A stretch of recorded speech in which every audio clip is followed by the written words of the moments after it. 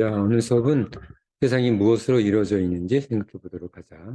지금 존재의 세계에 대해서 알아보고 있다. 존재의 세계가 있으면, 그 역으로 반존재가 탄생한다. 그래서 오늘은 반존재의 선형 세계에 대해서 공부해 보도록 하자. 반존재의 선형 세계. 전체적으로 도형으로 우려보면, 지난 시간에 존재의 세계에 대해서 우리 공부해 봤고, 오늘은 이 반존재의 세계. 네, 존재와 대칭되는 반존재의 세계가 어떤 세계인지 공부해 보도록 하자. 반존재는 대상으로서의 존재가 극한적으로 대립하는 미지의 존재로 변화되어 나타나는 존재의 대립체가 반존재다. 자, 공부하자. 반존재의 선형세계. 반존재는 단순히 대상이지, 물로서 존재하는 유형 존재 또는 무형 존재가 극한적으로 대립하는, 키우자. 극한적으로 대입하는 미지의 존재에 의해 현시되는 또는 미지의 존재를 현시하는 순간 나타나는 존재의 대립체.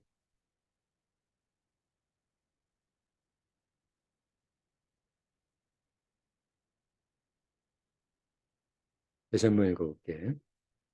반존재는 단순히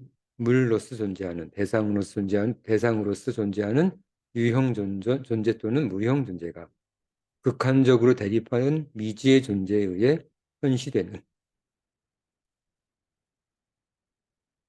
또는 미지의 존재를 현시하는 그 순간 나타나는 존재의 대립체. 좀 용어가 어렵지만 따라와봐. 존재를 볼 때 반존재가 사유될 것인가? 우리가 이 자를 볼 때 이 자에 의한 반존재가 사유될 것인가? 이렇게 보자. 이는 벨구성이 존재의 없음으로 이야기한 존재의 의식적 효과와는 다른 것이다. 존재의 없음. 그는 존재의 기억이라는 매개로서 존재 없음을 노출하였다. 예를 들면 이 이 자가 여기 있잖아. 자가 있는데 내가 제 자를 치우고 손을 이렇게 흔들면 어, 처음에는 이 자를 보기 처음부터 보지 않았더라면 그냥 손이 있네 라고 했을 텐데 자를 보여주고 그다음에 손만 보여주면 자가 없네 이렇게 된다는 거야. 그래서 존재의 없음을 말하는 거다. 베르그송의 존재의 없음은. 하지만 우리가 정의하는 반존재는 인간 일반의 사람들의 기억, 의지, 인식과 독립적으로 물론 그것을 포함하긴 하지 존재가 존재하듯이 같은 방식으로 뚜렷이 존재로서 사유되는 일반 개념. 음. 반존재도 존재의 일종이라는 얘기지. 이는 고대 그리스 철학자 파르메니데스가 주장하는 존재하지 않는 것에 대해서 생각하는 것은 불가능하다라는 명제를 반박한다. 존재하지 않는 것에 대해서 생각하는 것은 불가능하다. 파르메니데스가 한 말이지. 그것을 이제 반박하고 있는 거야, 이 반존재가. 이것은 우리 존재가 우리의 감각적 상태로부터 이탈됨으로써 나타내는 허상의 대표체.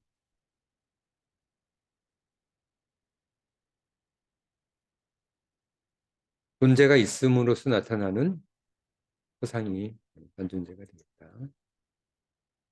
존재가 있으면 이와 같은 허상의 세계가 반드시 존재하며 이는 인간 일반 존재에 대한 사유 불안정성의 원인이다. 존재에 대한 사유 불안전성. 있다가 없을 수 있다는 것이지. 사랑하는 사람이 존재하는데 이 사랑하는 사람을 잃을까 봐 걱정하는 이유가 바로 반존재입니다. 우리의 감각은 유식학적 관점으로부터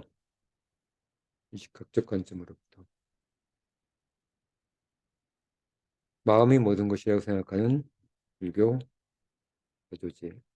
만이비설신, 눈, 귀, 코, 혀, 몸이지. 를 통한 시각, 청각, 후각, 미각, 촉각으로 구분된다. 우리의 감각은 이 감각 세계를 이 감각 세계를 넘어 존재를 사유할 때 존재의 감각적 본질이 드러나며 존재의 비감각적 본질 이때 비로소 반존재도 그 모습이 드러난다. 실체만이 존재가 아니다.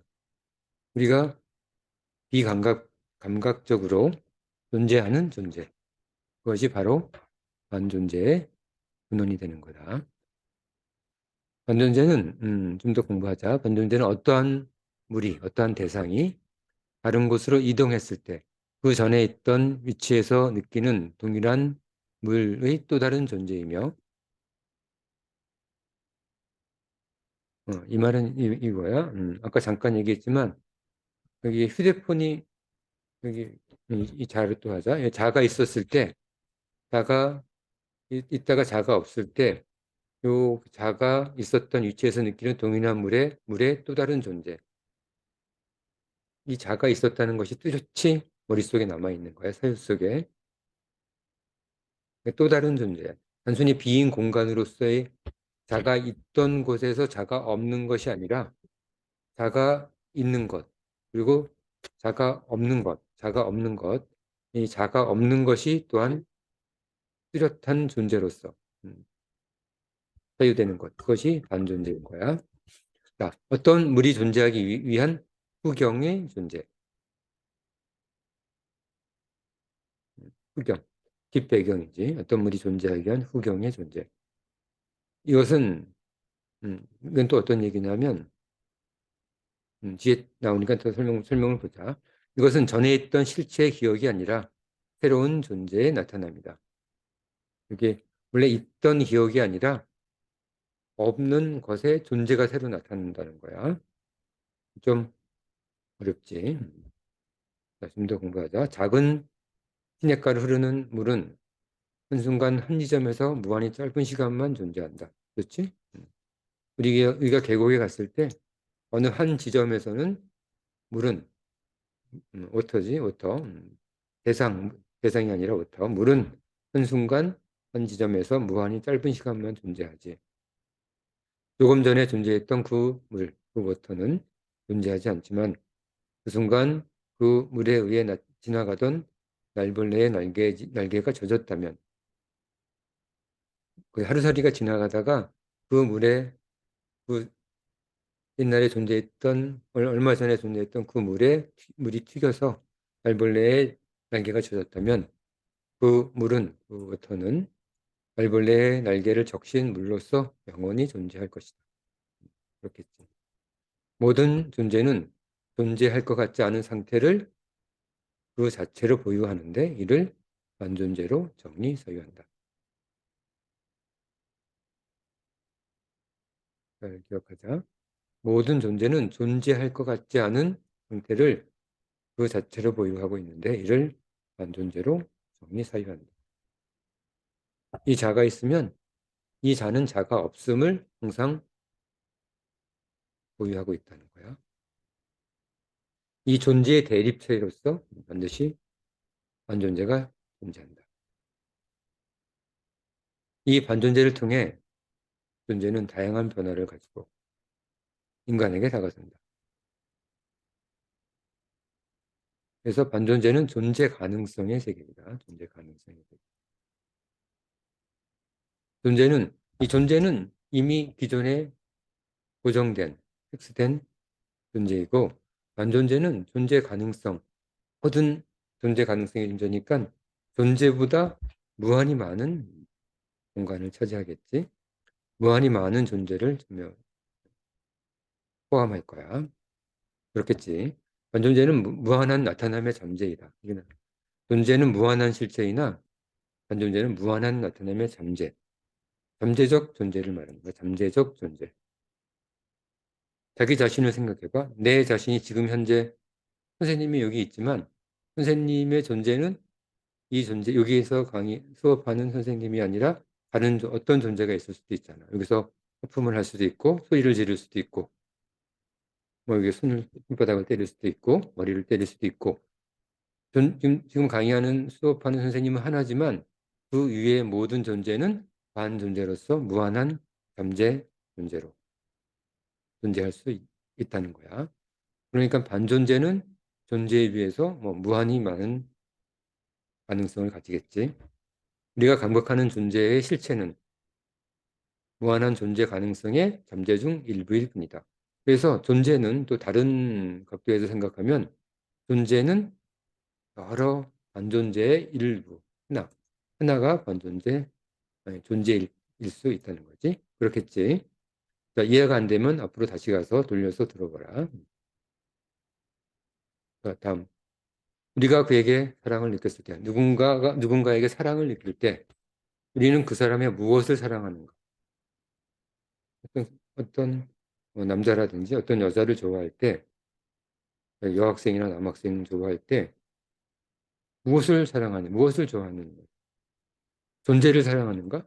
음, 외형적 모습을 사랑하는가? 우리는 절대로 실체를 사랑할 수 없다. 그렇지 못하다는 거야. 실체가 사랑의 대상이 아니기 때문이다.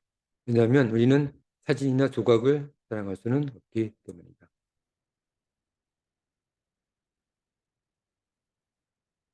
잘 기억해 두자. 우리는 그를 사랑한다. 그가 누구일까? 우리는 그의 숨어 있는 무엇을 사랑하는가? 그의 존재성 무한히 숨어 잠재하는 모든 존재 아닌 존재를 사랑하는 것 아닌가? 우리는 사실은 엄밀하게 말하면 우리가 그를 사랑하는 것은 그의 존재를 사랑하는 것이 아니라 물론 일부 포함할 수도 있겠지. 근데 우리가 진정으로 사랑한다면 그 사람을 사랑한다면 그를 좋아한다면 그의 잠재 가능 모든 것을 사랑하는 거야. 그가 내 손을 잡아주는 걸 상상하면서 그를 사랑하고 그가 나한테 부드러운 말을 건네는 것을 생각하면서 그를 사랑하고 그렇겠지? 우리는 존재를 사랑하는 것은 그를 사랑하는 것의 굉장히 일부분만 사랑하는 거다. 우리가 진정한 그를 사랑한다면 그를 사랑하는 것이 아니라 그와 함께 더 많은 잠재 가능성, 모든 그의 잠재 가능성, 즉 우리는 그의 반존재를 사랑하게 되는 거야. 자, 이해했지? 그러니까 존재보다도 반존재가 잠재 존재, 가능 존재, 가능한 존재, 지금 현재 존재하지 않지만 가능성 있는 존재, 그것들이 더 많은 부분을 차지하게 되겠다.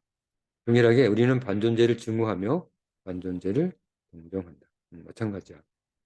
누구를 싫어하는 경우도 누구를 동정하는 경우도 그의 잠재 가능적 존재를 증오하고 동정하는 거다. 존재는 실체이며 이는 변화의 특성을 가진다. 그렇다. 존재는 실체이기 때문에 변화의 특성을. 우리는 한 사람을 사랑할 때 그의 한순간을 사랑하지는 않는다. 그렇지? 내가 그를 만났던 어떤 버스 정류장에서의 그녀, 그 순간을 사랑하는 건 아니잖아. 응? 우리가 그 순간만을 사랑하는 것은 아니잖아. 우리가 누군가를 증오하거나 동정할 때 그의 한순간을 증오하거나 동정하지는 않는다. 그렇지? 우리는, 우리는 존재 속에 포함된 모든 가능을 사랑한다. 그 존재 속에 포함된 모든 반존재를 사랑한다. 와 같은 말이다. 우리는 존재 속에 포함된 모든 반응을 증오한다. 사랑하고 증오한다. 우리는 반존재를 증오하는 것이고 반존재를 사랑하는 것. 물론 존재도 포함이지. 근데 반존재가 훨씬 더 많은 부분을 차지하기 때문에 우리가 사랑한다고 할 때는 존재보다는 반존재를 사랑한다고 보는 게 더 합리적인 이야기지. 자, 물에 감추어진 후경 존재로서 반존재는 시간과 무관하게 존재합니다. 자, 반존재는 또 특징이 시간과 무관하게 존재합니다. 가능적 존재이기 때문에 뭐 끝없지. 앞으로 30년 후에도 그는 존재할 수 있고, 지금 현재 20년 전의 가능적 존재를 상상하면서 우리가 좀 만들어낼 수도 있는 거지. 상상력에 의해서 만들어낼 수도 있는 거야, 반존재를. 지금 우리가 새롭게 기억하여 사유한다면 과거의 시간 속에서 반존재는 되살아난다. 과거도 반존재다. 존재는 지금 현재의 실체지. 그렇기 때문에 과거 속 존재는 반존재가 되는 거야. 지금 현재 존재하지 않잖아. 그렇지? 지금 현재 존재하지 않고 잠재 가능적 존재이기 때문에 잠재적 존재이기 때문에 과거는 반존재가 된다. 우리가 미래를 상상하여 사유한다면 반존재는 미래의 존재할 나타남을 현시한다. 잘 기억해 두도록 하자. 시간과 무관하며 무한한 잠재를 가지는 반존재는 탐구하지 않고 그냥 지나칠 수 없을 정도로 흥미로운 양태를 제공한다. 그렇겠지? 선생님은 여기 딱 보이는 이 순간에 이 존재밖에 없지만 선생님이 어떤 사람인지는 궁금할 수도 있지. 워낙 가능성이 많고 잠재적 모습이 상상이 될 테니까 저 사람이 도대체 어떤 사람인지 궁금하겠지. 그게 바로 선생님을 볼 때 존재를 보는 게 아니라 반존재를 상상함에 의해서 끌림을 제공받게 되는 거야.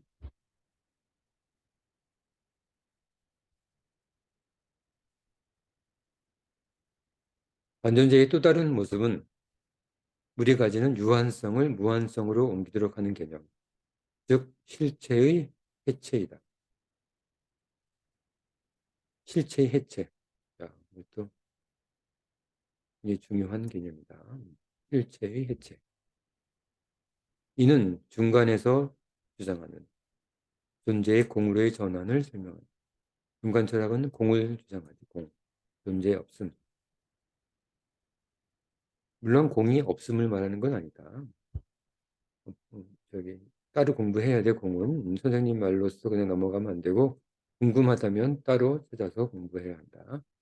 자, 일단은 중간에서 주장하는 존재의 공으로서의 전환을 설명한다. 반존재는 실체를 해체하기 때문에 존재하는 것은 반드시 반존재가 존재하며 이를 통해 진정한 실체를 자유하게 한다. 오히려 이 반존재가 진정한 실체로 접근하게 하는 거야. 왜냐하면 모든 잠재 가능성 세계를 다 포함하기 때문에 정말 그 사람의 진짜 존재에 접근할 수 있게 한다는 거지. 반존재는 잠재 가능성의 무한 세계이다. 자, 벌써 몇 번째 하고 있다. 공의 세계는 반야에서 기술한 바와 같이 불생불멸, 부중불감, 불구부정 뭐 이런 반야 심경에서 많이 나오고 있지. 아무것도 아니면서 모든 것이다. 공의 세계는 따로 공부하라고 했다. 공의 세계에 대해서는 아무것도 아니면서 모든 것이다. 그래서 생성하지도 사라지지도 그래서 불생불멸이지. 이 세계는 우리에게 철학적 존재 초월을 암시합니다.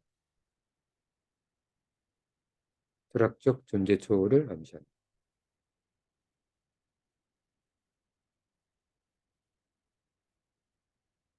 중요하겠지. 언뜻 생각해도. 초월적 세계를 직관하기 위해서는 반존재를 통하지 않으면 접근하기 어렵다. 그렇다고 반존재가 바로 초월적 존재는 아니다. 자, 오늘 수업은 여기까지 한다. 지금 반존재의 여러 가지 특징들에 대해서 공부를 하고 있고 내용이 굉장히 어렵기 때문에 반복해서 한 번 더 공부해야 한다. 자, 오늘 수업은 여기까지 하고 또 다음 시간에 반존재가 어떤 존재인지 더 공부해 보도록 하자. 복습을 좀 해야 돼. 자, 오늘 수업은 여기까지 하고 다음 시간에 계속 반존재에 대해서 공부한다.